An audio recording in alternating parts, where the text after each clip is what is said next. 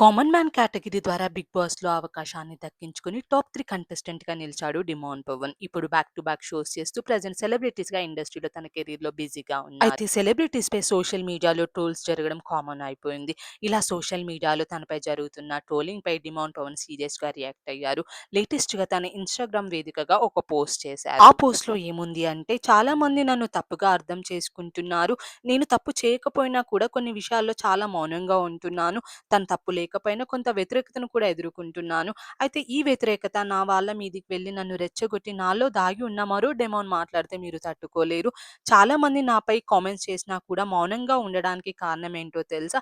ఏదో ఒక రోజు వారి తప్పును తెలుసుకుంటారని సైలెంట్‌గా ఉంటున్నానని చెప్పారు. ఇకనైనా ఇలాంటి వాటిని పక్కన పెడితే బాగుంటుంది. మంచి వాళ్ళకి నేను మంచివాడిని, చెడ్డ వాళ్ళకు చెడ్డవాడిని అన్న ఉద్దేశంతో ఈయన సోషల్ మీడియా వేదికగా తన గురించి ఎవరైతే విమర్శలు చేస్తున్నారో వారికి తనదైన స్టైల్‌లోనే వార్నింగ్ ఇస్తూ పవన్ చేసిన ఈ పోస్ట్ ప్రస్తుతం వైరల్ అవుతుంది.